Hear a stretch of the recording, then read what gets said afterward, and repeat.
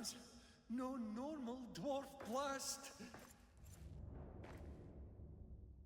What is up, tube users? I am the Stereotypical Gamer, and welcome back to another fantastically fun games for under $15. Today, we're talking about a game that I just picked up pretty recently, so I don't have that much experience with it, but what I have played through, I've had a lot of fun with, and that is Lord of the Rings Return to Moria. This is a game that I've just kept tabs on for a while. It originally came out on the Epic Game Store, and I really don't like picking up games on the Epic Game Store, so I kind of just waited until it came over to Steam, and then I waited a bit longer until it was on sale, and then I waited a bit longer until it was on a sale for a good price, and here we are. It is under $15 right now, and it has been a lot of fun playing. I've gotten through maybe 4 to 5 hours of the campaign, and I really like how the campaign is done in this game. It's basically a tutorial for all of the different kind of mechanics of the sandbox in a really nice and guided fashion.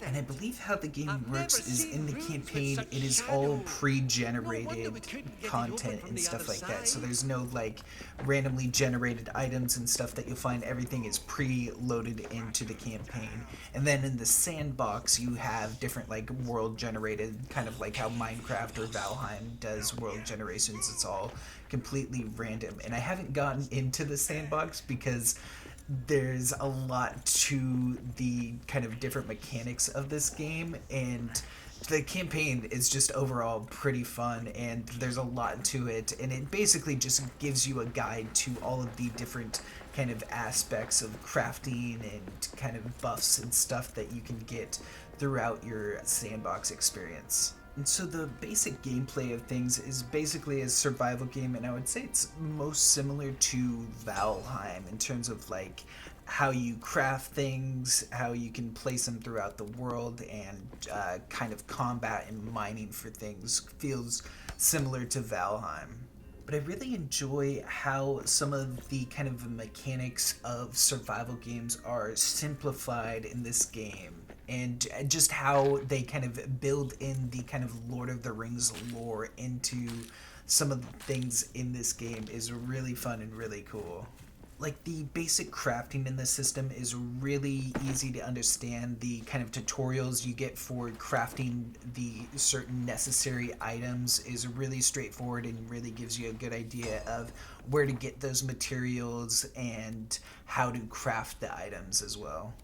And I really like the kind of dwarven roleplay aspects that go into mining for resources. So you'll have to like mine for iron and coal and stuff to like get better upgrades. And as you're mining, you can sing a song, and it's kind of like the sailors' sea shanties for mining, and they're all pretty fun and stuff like that. And then at the end of the song, you get a buff that I think like increases either your gathering speed or the amount of stuff you can gather. I can't quite remember, but I think that's really just a cool little like kind of dwarven RP that's in the game that's really fun and interesting. And I really like the combat in this game. It's pretty straightforward, but there's a lot of nuances to it. So you have like your basic attacks that don't use stamina, then you have like a charged attack that uses 1 bar of stamina, and then you have like a supercharged attack that uses I think 2 bars of stamina. And I just really kind of like the kind of nuanced aspect of those, because a charge attack just does more damage to like kind of one enemy, and then the supercharged does like a heavier cleave, and then your basic attack is really good for just like when you're low on stamina and stuff like that. And the kind of like moves that you can do with parrying with a shield and the rolling out of combat and stuff like that really gives it, the combat, a lot of flavor. Even though the enemies that you face early on aren't really all that difficult, it is kind of fun to have all of these kind of different moves that you can use in order to defeat them. And then the exploration in this game is kind of interesting. There's some things that I like and then some things that I don't like about the exploration, but one of the things I do really enjoy is how you get certain recipes in this game. You'll find these broken down statues, and as long as you have some stone, which is really easy to come by, and a hammer, I believe, you can repair these statues, and if you repair, like, certain ones will give you different recipes for like upgrades to armor and weaponry and stuff like that, and I think that's really cool.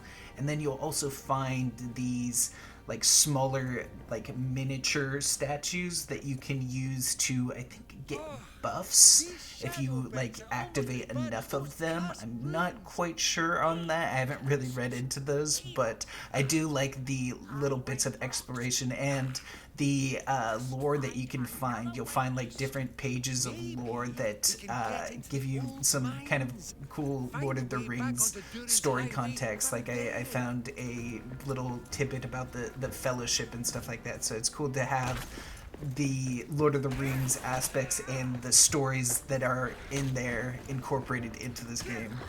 I mean, obviously there should be Lord of the Rings aspects incorporated into a Lord of the Rings game, but I think how they're implemented into this game particularly is really cool. And, you know, this is a survival game, and one of the things that I really like about this is the kind of ever-present goblins that are always just kind of around sneaking, and you can, like, just hear them but not always see them, or sometimes you'll see them and they'll vanish away, and then sometimes they will lead an attack on you and stuff like that. And I just really like just having that paranoia of just having to survive in this place that seems relatively abandoned, but just having a little bit of something like, oh, someone's watching me, just always present, is kind of cool, and I really enjoyed that. But there are some things that I have disliked about this game, so let's get into some of the bad aspects. One of the things that I found really weird, especially early on in the campaign, is the pre-generated structures that are around you when exploring. You'll find these like in different places that kind of just lead to nowhere, and you would think like some of these buildings, they all seem kind of abandoned. You would think there's loot, and there is like things to loot and stuff like that, but a lot of it is just stuff that you'll find normally running through and going to these different objective points, so there's really no incentive to explore all this, and I just kind of find that disappointing. Another small thing that I kind of found frustrating is how to kind of synchronize day and night cycles in this game. So there is a day and night cycle, and you'll have like light shining down on you even though you're in a deep mine throughout the day, and then it will get darker in the night. And at nighttime, especially in dark places, you need a source of light, which isn't too hard to get. Like a torch is really easy to craft and make. You can get that early on and without any issue, but the kind of just lighting aspect of things and just kind of synchronizing going to sleep at night and waking up during the daytime and exploring areas in the light is a lot more useful, but it can be difficult because sleeping, the only really need to sleep is to regain your health as far as I'm aware, and so you could do that during the day, but then you'll wake up during the night, and so trying to synchronize that sometimes when you're low on health can be a bit frustrating. The only other issue that I have with this game is the kind of linear back and forth that you have to gathering resources to returning to your base and like just progressing through different quests. It's all pretty linear of like where you go as far as quests and stuff like that, and as you go to these different quest markers, you'll just gain more loot, you'll fight more things, so you'll lose health, so then you'll have to go back to your hub to regain health and drop off all your gear and stuff like that.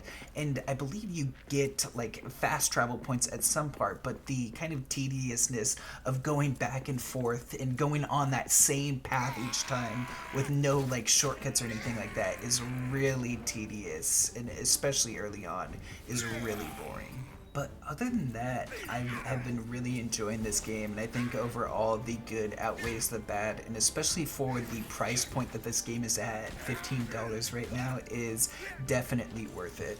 And another thing is this game runs super well. I feel like a lot of survival games, especially now, the games just aren't really that well built, but this game ran super smoothly at the highest graphics, and I had really no issues at all in terms of just like different temps and stuff. But anyways, that's gonna be it for me today. I hope you guys enjoyed the video. Make sure to leave a like if you did. Comment any other fantastically fun games for under $15 that you know of, and I'll definitely check them out. And make sure to hit that subscribe button. I'll catch you in the next one. Peace.